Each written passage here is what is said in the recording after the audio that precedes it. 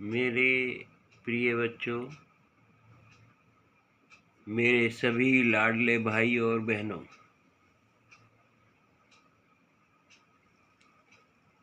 मैं अभी ध्यान में बैठा बैठा ध्यान अवस्था में चला गया। मैं अभी रात के शायद 3 पौने 3 बजे हैं। ये रात्रि का 3:45 का समय है। मुझे आज से ये 1970 की या 69 की बात है।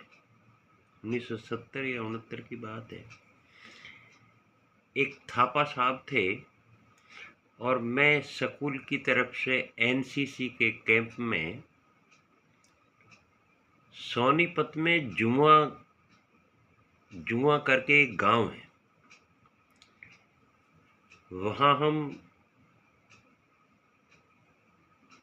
कैंप में गए। रुके हुए तो हम सोनीपत के किसी एक सनीवा हॉल सा था उसमें थे, लेकिन जुआ के जो गांव था उसके एक बगीचे में, बहुत शानदार बगीचा था, बाग था बहुत लंबा, उसमें हमारा कैंप लगा हुआ था और हमारा लास्ट दिन था, वो आखिरी दिन था ट्रेनिंग का।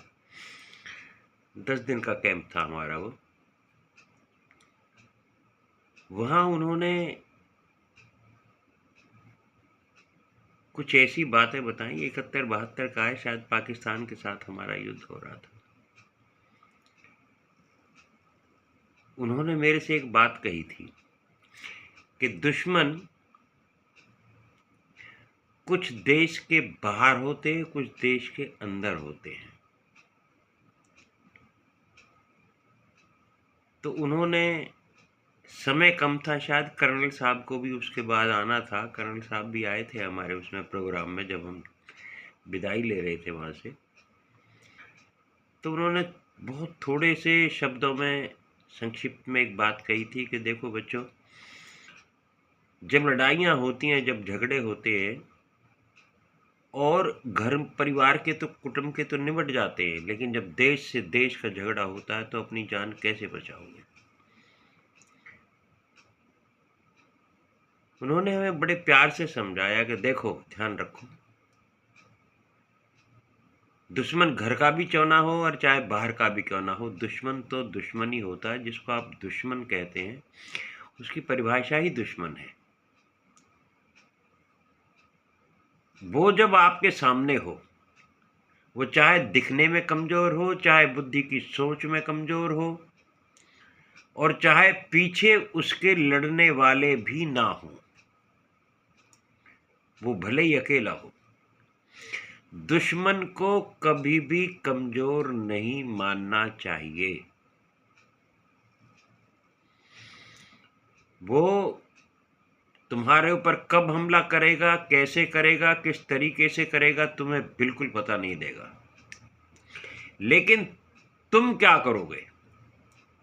अगर तुम्हें दुश्मन की नज़रों में कोई फर्क आता है, उसकी बॉडी में कुछ ऐसा दिखाई दे रहा है, उसका संतुलन जो ना वो ऐसा लग रहा है आपको बॉडी से कि वो कुछ ना कुछ करने वाला है, तो आप एक बात का ध्यान रखना, युद्ध के मैदान में कुछ सोचने की जरूरत नहीं है। उस पे सबसे पहले वार करना। इससे पहले कि वो तुम पर वार करे, तुम उसके ऊपर सबसे पहले वार करना। और वार भी इतनी जोर से, सोच समझकर, ऐसे हथियार से करना, इतनी सोच के साथ करना कि उससे तुम किसी भी कीमत में कमजोर ना पड़ जाओ। और नंबर 3, बड़े स्पष्ट शब्दों में उसने कहा था कि इतनी जोर से वार करना, इतनी जोर से वार करना कि तुम्हें नीचे तक का भी जोर लगाना पड़े तो लगा देना पहले ही झटके में, ताकि वो उठ भी ना सके और तुम्हारे ऊपर वार भी ना कर सके। और फिर उसके ऊपर अगर वो मान लिया तुमसे गिर जाता है, तो गिरे हुए के ऊपर भी इतने वार करना, इतने वार करना कि वो फिर उठ ही ना पाए। नंबर 1, पहले वार करना, नंबर 2 बहुत ताकत के साथ वार करना, और नंबर 3 जब तक वार करते रहना जब तक कि वो उठने लायक ही ना रह जाए। वो बात मुझे आज अचानक इस इज़राइल के और हिजबुल्लाह के और लेबनान के और बैरूत के और हूती विद्रोहियों का और रशिया और यूक्रेन की तरफ से ये जो वार हो रहे हैं, इन इन चीज़ों को लेकर जो है ना, ये मैं ऐसे ही बैठा बैठा ध्यान अवस्था से बाहर आने के बाद सोच रहा था कि ये हो क्या रहा है। तो मुझे ये बात मुझे याद आई, ये मैंने आपके सामने रख दी है। और आप भी इस बात को ध्यान रखना, क्योंकि जीवन में कहीं ना कहीं ये बात तुम्हारे काम आएगी।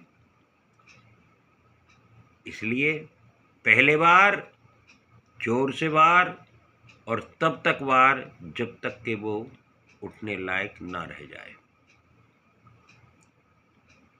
भारत माता की जय। जय हिंद की सेना। राधे राधे।